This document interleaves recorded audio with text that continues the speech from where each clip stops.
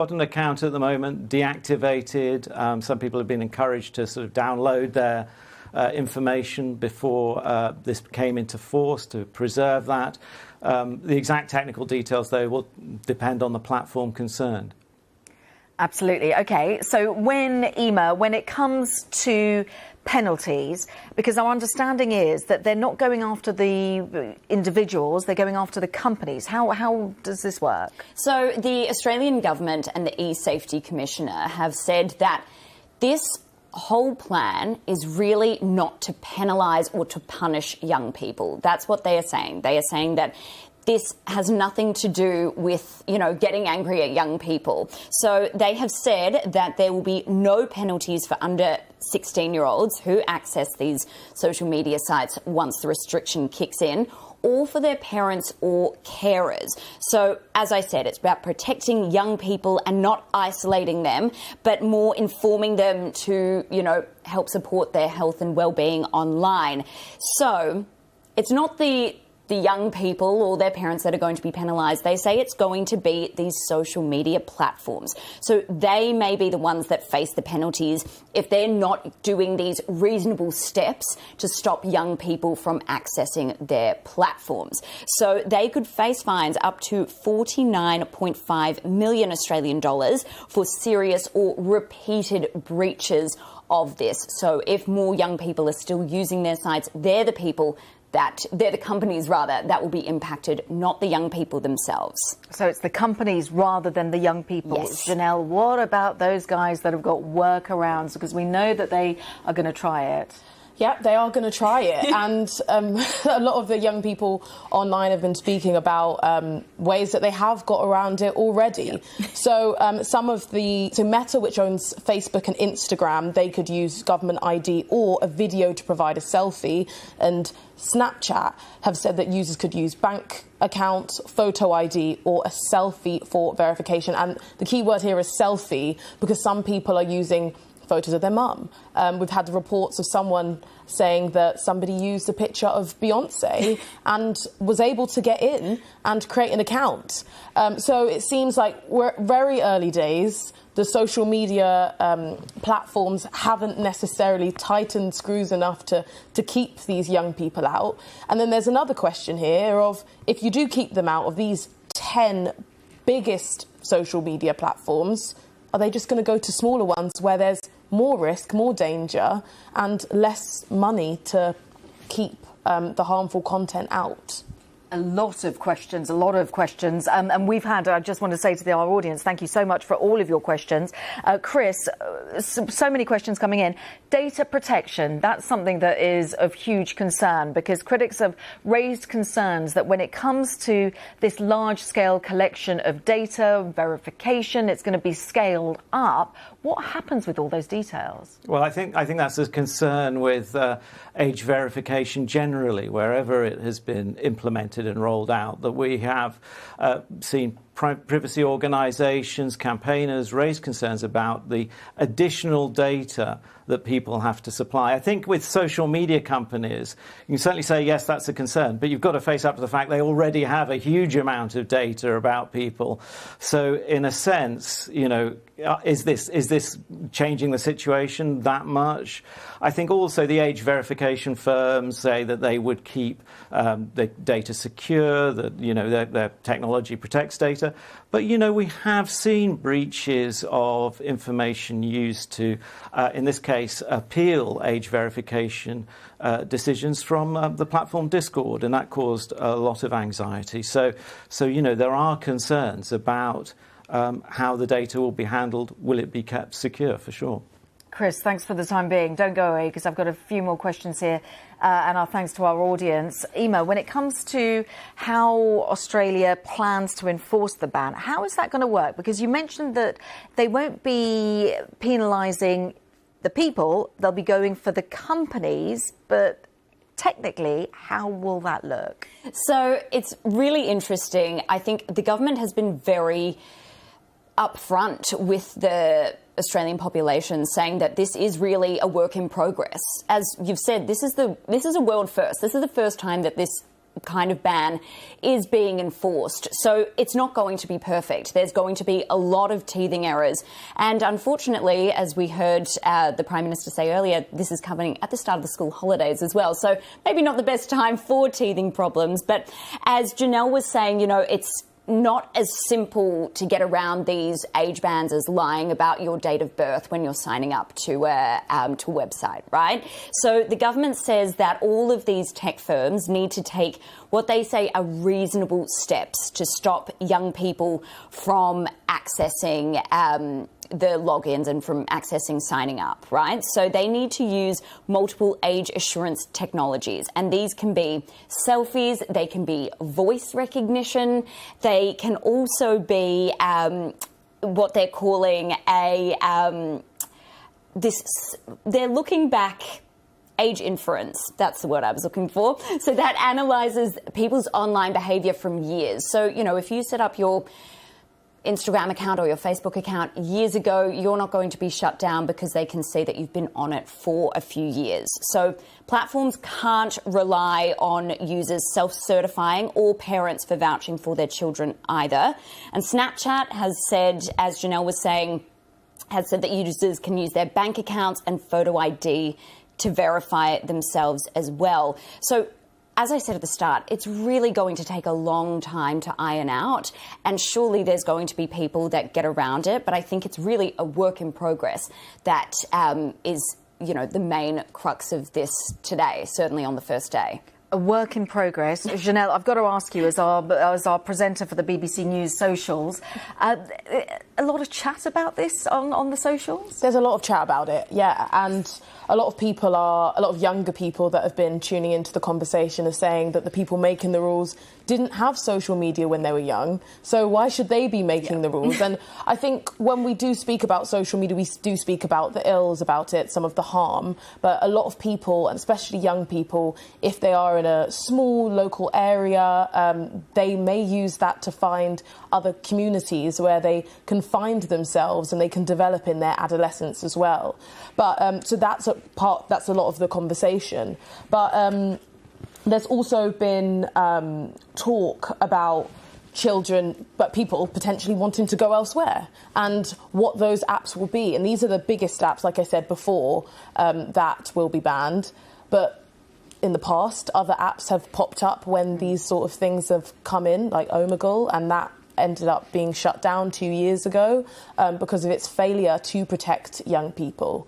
So there's a lot of conversation here. An awful lot of conversation. And Emma, just as a throwaway question, when you saw Anthony Albanese sort of do that message, it's the school holidays, the summer holidays coming up in Australia, he's telling the kids to go outside, pick up a book. How did that go down? Yeah, not very well.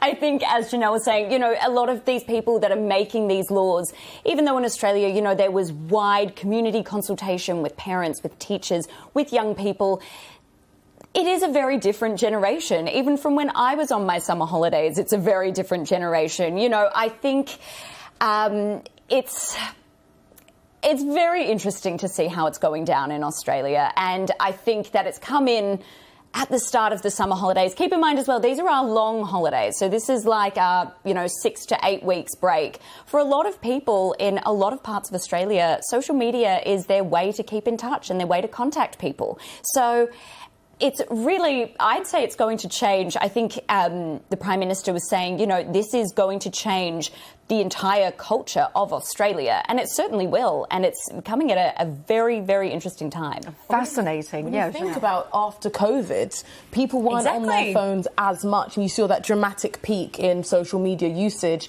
at that time. And this is a generation of people that grew up going to school via these devices. So it will be a big kind of wake-up call and a big change in behaviour. So. That is such an interesting point. Well, on that note, Chris, I'm going to bring you back in, our senior technology correspondent.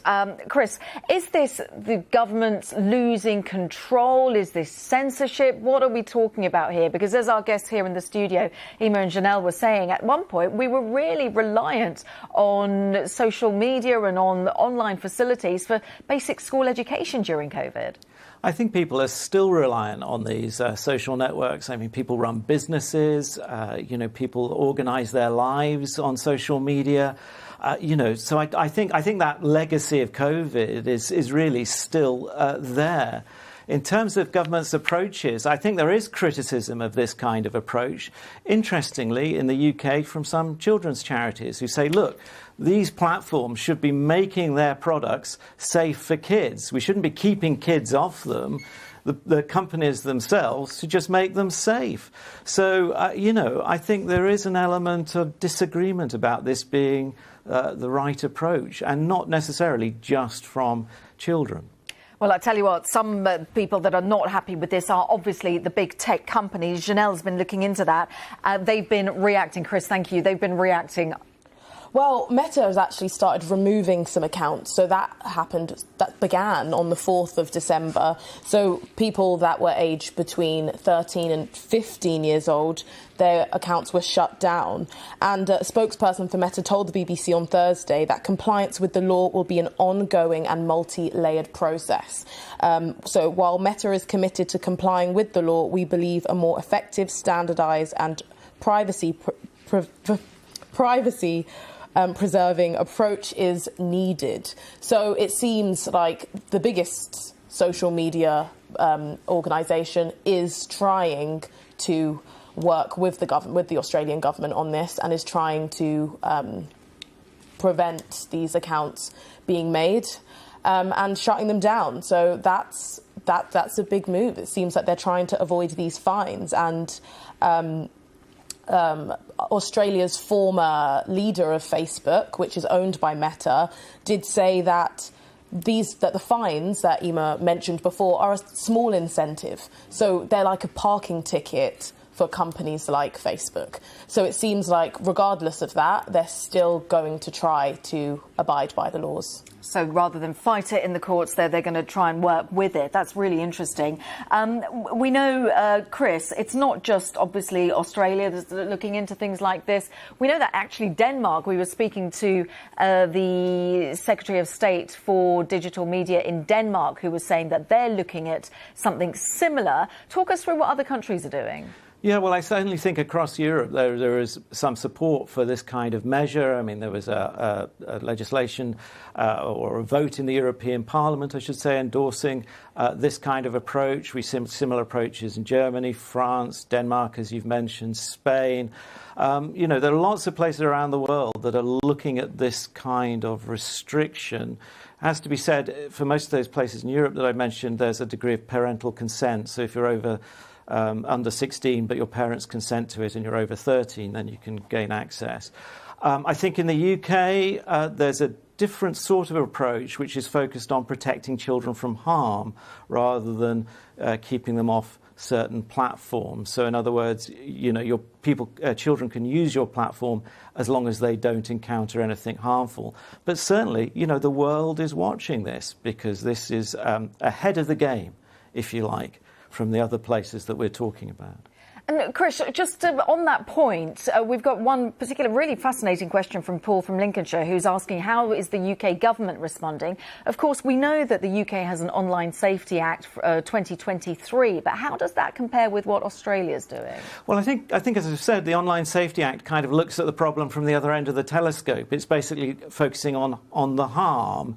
And if you like, saying to platforms, you have to stop children encountering these harms. If you don't, then you may have to keep children off your platform. And then there are some specific cases around pornography platforms where the UK has introduced some very stringent rules saying you have to have age assurance, age verification there.